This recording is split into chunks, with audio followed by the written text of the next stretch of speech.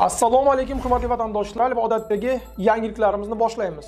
Boshlashdan oldin katta iltimos, meni ko'rayotgan bo'lsangiz, podpiskani bosinglar. Podpiska bizning kanalimizga rivojlanishiga juda ham yordam beradi. Iltimos, shuni bosib qo'yinglar.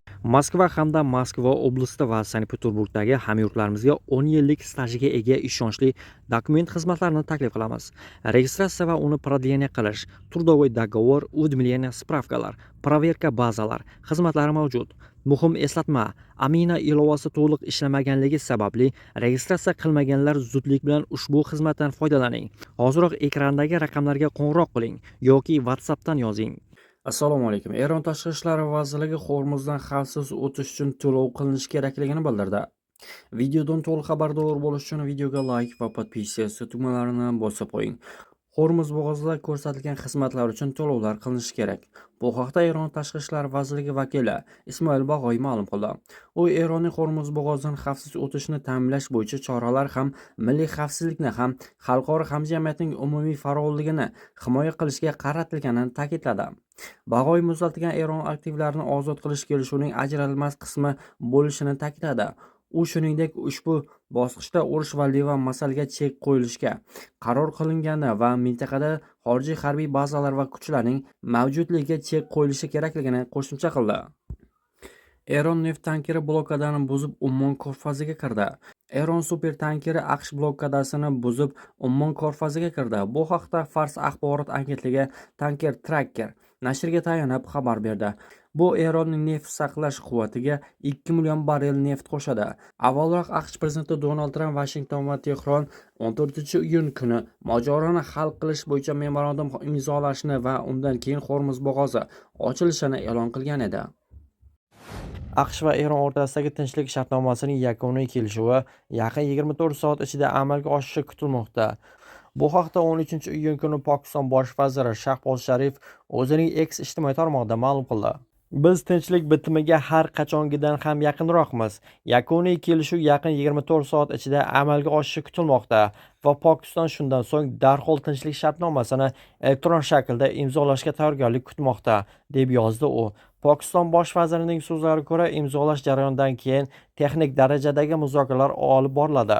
U bu tarixiy tinchlik bitimi mustahkam tinchlik uchun barqaror poydevor yaratilishini qo'shimcha qilgan. Eslatib o'tamiz, 11-iyun kuni AQSh prezidenti Donald Tramp Vashington va Tehron urushni to'xtatish bo'yicha kelishib olganini va tomonlar faqat shartnomani imzolash qolganini bayon qilgan edi. Shuningdek, u shartnomani imzolash uchun dam olish kunlardayoq sodir bo'lishi mumkinligini qayd etgandi. Ertasi kuni mehr manbalariga tayanib AQSh bilan o'zaro anglashuv memorandumi loyihasining 14 ta bandini oshkor qildi. Ro'yxatdan urushni to'xtatish, sanksiyalarni bekor qilish, Hormuz bo'g'ozini ochish va boshqalar joy olgan edi. Shu bilan birga Tashqi ishlar vazirligi vakili memorandum matni ustida hali qo'shimcha ishlar olib borilishini qayd etgandi. Eron tashqi ishlar vaziri Abbos Aroqchi mamlakat og'ir urushdan g'olib sifatida chiqqanini va Eron strategik jihatdan g'alabaga erishilganini ma'lum qildi. Bu haqda u Irid nashriga bergan intervyusida so'z ochdi. Uning so'zlariga ko'ra, urushni yakunlash bo'yicha kelishuvga erishish uchun eng maqbul vaqt bu maydonda ustunlikka ega bo'lib, g'alaba qozongan payt hisoblanadi. Men shior aytmoqchi emasman, biz haqiqatan ham bu maydonda g'alaba qozondik.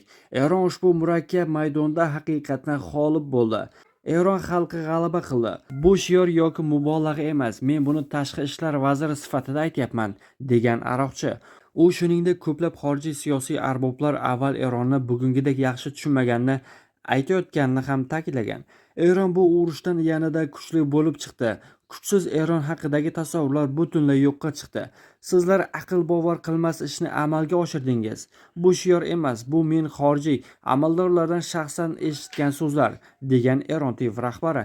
Eslatib o'tamiz, avvalroq Eron va AQSh o'rtasida 14 banddan iborat anglashuv memorandumi loyihasining yangi tafsilotlari e'lon qilingan edi.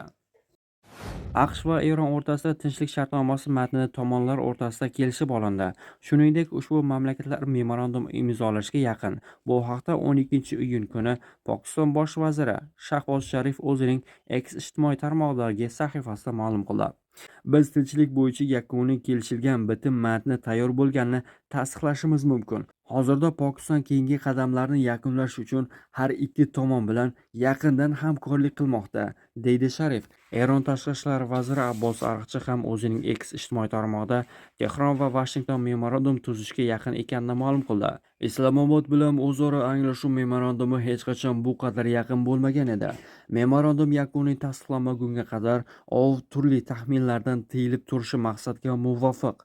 Barcha tafsilotlar belgilangan muddatda jamoatchilikka e'lon qilinadi, deb yozdi Aroqchi. Eron tashqi ishlar vazirining ushbu xabardan olingan skrinshotni AQSh prezidenti Donald Tramp ham o'zining ijtimoiy tarmog'idagi sahifasida joylashtirdi. Eslatib o'tamiz, avvalroq Eron va AQSh o'rtasida 14 banddan iborat anglashuv memorandumi loyihasining yangi tafsilotlari e'lon qilingan edi.